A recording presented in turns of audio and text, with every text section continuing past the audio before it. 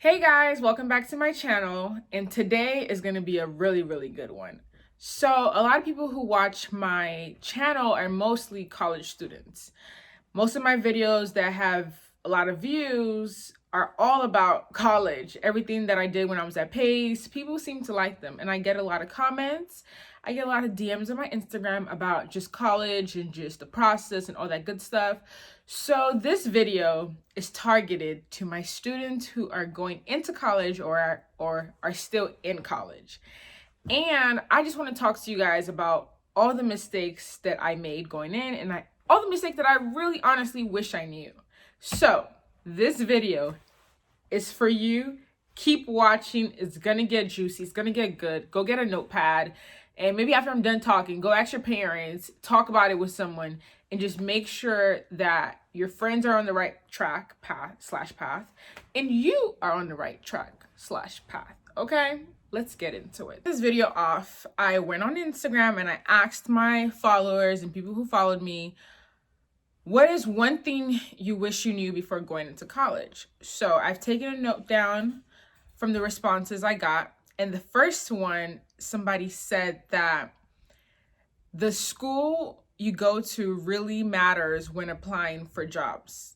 And that one is a little bit questionable. It's very questionable because it depends on your career path, and it really depends on your career path. I'm in media. The school I went to does not give it does not really matter. It's really hard to find jobs in media and broadcasting. So I don't agree. And also, if you want to be a nurse, I don't think the school matters because all you have to do is just like take your NCLEX. I don't think I'm pronouncing it right, but you just gotta take that nursing exam, pass the test, you good. But it depends if you're in finance. So the person who commented it, she's in the finance world, and for finance and being on Wall Street and law, that actually does matter if you go to a very prestigious school.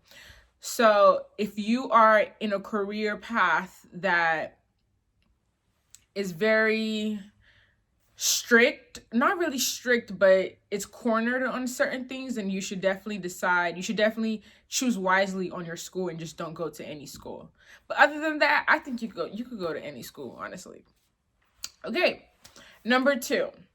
Somebody said that they wish they knew their major before going into college, and they wish that they set their mind on their career path. And that one I totally agree. Before going into college, you should have a plan A and a plan B because you don't want to prolong your stay. College is very expensive. You don't want to stay there longer than you need to. So, if you go in for finance, and let's say later on you want to change to law or something, that's something you should pre-plan and figure out because it's really going to change your path, it's going to change your course. It's literally going to change every single thing because you have to change classes, and then it's going to prolong your stay. So I would definitely recommend that your major, like just do your research, like find the people that you admire in life and you like the career path, see how they've done it, and see, is this what I want for myself? Do I see myself doing this? And it's okay to change your mind too. A lot of people change your mind. A lot of people graduate with a major and don't even do anything with their major, but at least they set their mind to one thing. So your paths are going to change as you get older.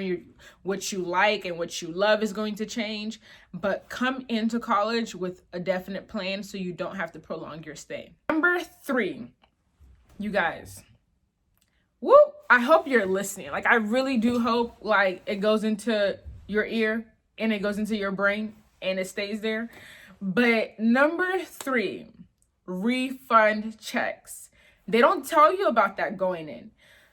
When you take from the government, when you apply, when you get your FAFSA, get the amount that you need. Do not get more than you need. A lot of people say get more because you're going to get a refund check, but your refund check is still not your money. So let's say, for example, for a semester, you needed about $40,000 and FAFSA gave you $50 and you only use $40,000 for that semester, and then later on you get a refund check for $10,000, that ain't your money, boo.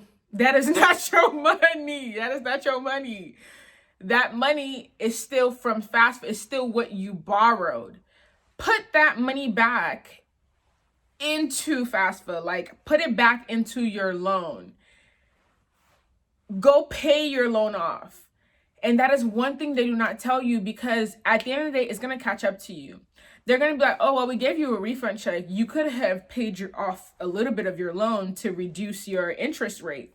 But since you didn't, now your interest rate is this high. So now you're going to have to pay about $400 a month. And that could have been avoided. Every semester when you got your refund check, you should have been putting it back into your loan.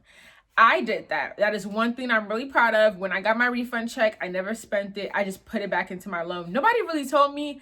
I just kind of didn't want the money. And it's not like, oh, I had so much money. I didn't have money, but I didn't want the money. And something in my head told me to just put it back and pay it off.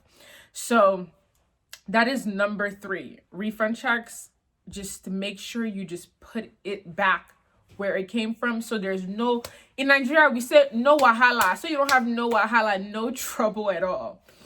Now, number 4, this is the biggest one. This one has hurt me. This one has made me sad, has broke my heart. Even when I have to talk about it again, and when I have to start making phone calls, it really does hurt my soul that I'm going through this, and I wish I knew better. Do not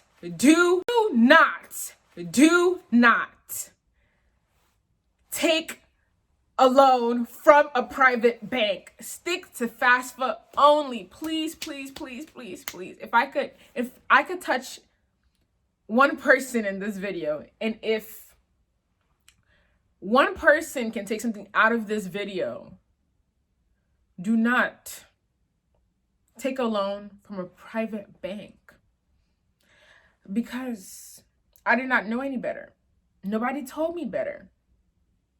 I took a loan out from a private bank, and it is chewing my ass. Now, let me tell you the difference between a private bank and FAFSA. FAFSA is the government. When you owe something, they're not really going to chase you. They're going to tell you, oh, you make sure you pay. Once you graduate, they're going to tell you, make sure you pay your loan back, yada, yada, yada, yada, yada. And you could, let's say your monthly payment is like $300 a month. You could be putting in $20 a month, $30 a month, and they won't really chase you because you're putting in something. But if you take from a private bank, your interest rate is super duper high, and then you have to pay. Let me just use me as an example. I have to pay about $897 a month. It's even hard. It's really, really hard to say that. I have to pay about $800 a month. And if I don't pay it, they will come for my ass. Like, they will chase me. They will call me. They will call collectors on me. There's literally no way around it. And I guess the only way around it for me is that I have to go get a cosigner to reduce the interest rate or whatever. And ain't nobody want to co-sign my loan. They already co-signed it the first time. So do everything you can. So I don't even know why I took a private loan. Like, I don't know why. I don't even remember, but I was advised and I was guided to take a private loan because it was better. So I shouldn't owe the government. I just heard so many things and I did not know any better. So I said, okay, cool. I just want to go to college. So, if that works, then that works. So I did just that. But my advice to you guys is, no matter what, do not take from a bank at all. Stick with FAFSA. If FAFSA does not give you enough, I know how much applying for scholarships is so tiring and so annoying. Force yourself to do it, because at the end of the day, it's going to help you. It's going to save you. You're going to be able to do so many things. Right now, my debt to income ratio is so freaking high. I owe so much than I make that ain't nobody going to give me no money. Like, nobody's going to help me out or give me money or anything like that. So please, you guys, I'm literally making this video for just this one point. And I hope that somebody is listening. Let me know if you have more questions. Now, before we go into the fifth one, I just want to quickly explain and just make sure that you understand and are more articulate between the difference between federal loans, FAFSA, and private loans, the bank. So, for example, federal loans. Jesus, my sister is in the bathroom, and she is so pressed, so that's why you hear her voice. But can I finish this? Don't forget to add Sally Mae, because that's the most popular one. Okay, thank you very much. So as you heard, my sister, my invisible sister, in the bathroom. So do not get tricked at all. You're going to see a lot of ads, especially when you're applying for college. Sally Mae is going to pop up. That's the most popular one. When you see Sally Mae, that is a private loan. Not even quotations, period. It's a private loan. And you want to stay away from that. Sally Mae, Citizens, I have that. I don't remember the rest. But those are private loans. You don't want to take any of those. Now, the only loan you want to take is federal, and that is the government, and that is FAFSA. No, FAFSA. FASFA. You want to take that. You don't want to take this. Now, the fifth one that people are not really sure of. So somebody also said that they wish they knew that getting an apartment instead of staying in the dorms is a much better option for them. Also a much cheaper route.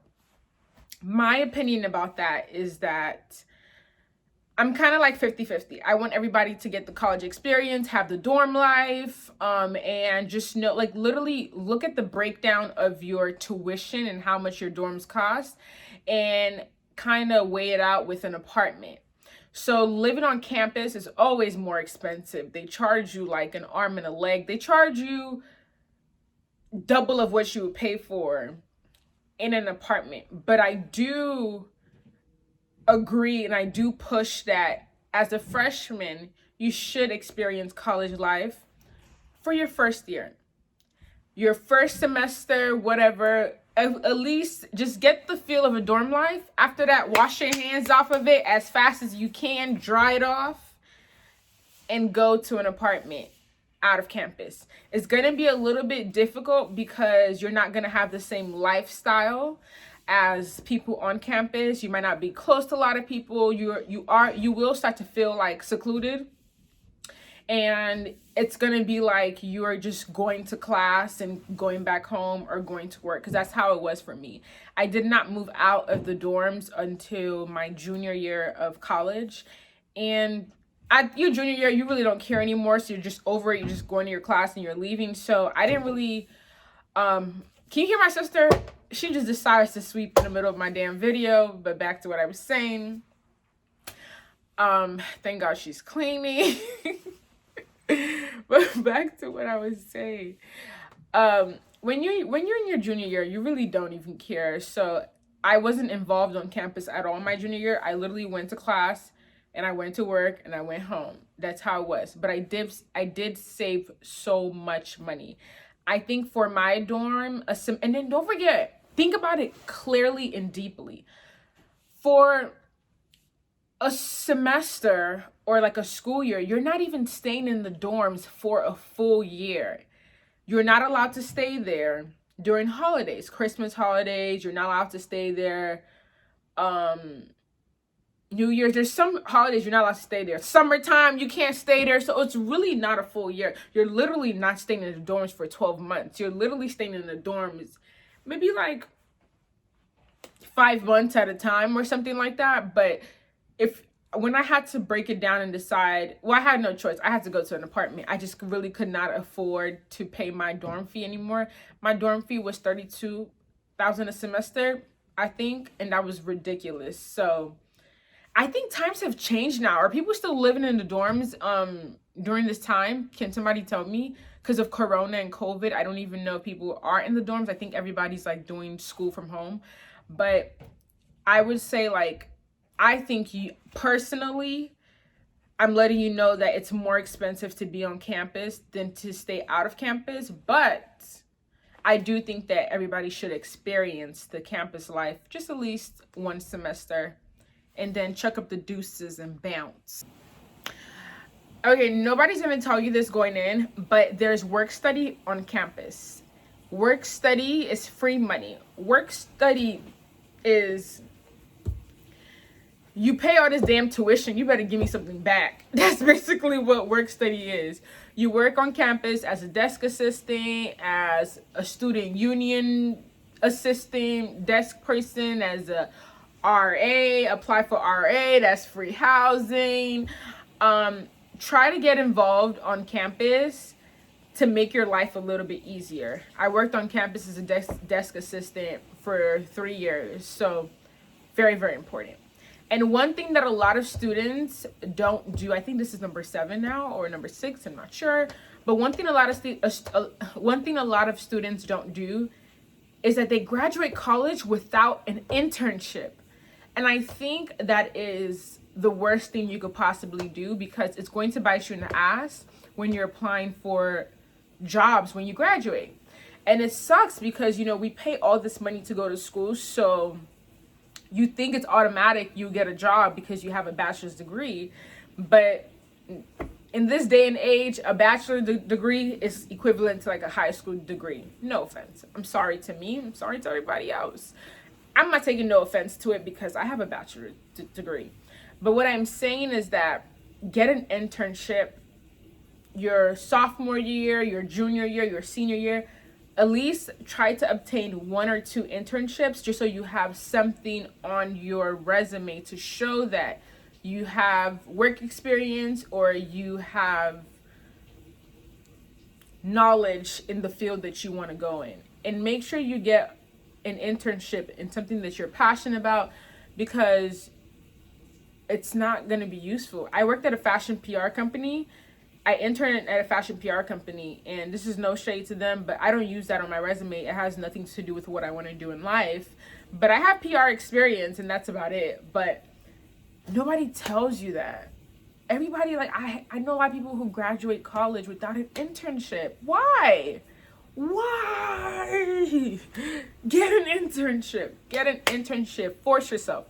Go and knock on doors. Literally, if you were in New York, if you went to school in New York, so I mean, now with COVID, I don't think you could do it, but I think my freshman year, I went to radio stations and I snuck in and I said like, oh, I have a meeting with this person, just so I could try to get an internship. I mean, lo and behold, I never got an internship at a radio station. Obviously, I'm not in radio. I wish I was, but that's just an example. Are you okay? Yeah. Okay. So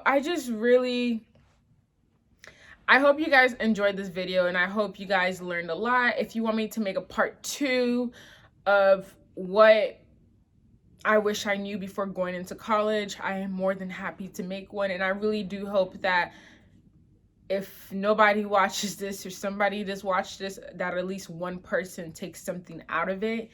I'm more than happy to talk to you guys. Let me know if you have any questions. So yeah, thanks for watching, guys. Smooches. Have a great college life.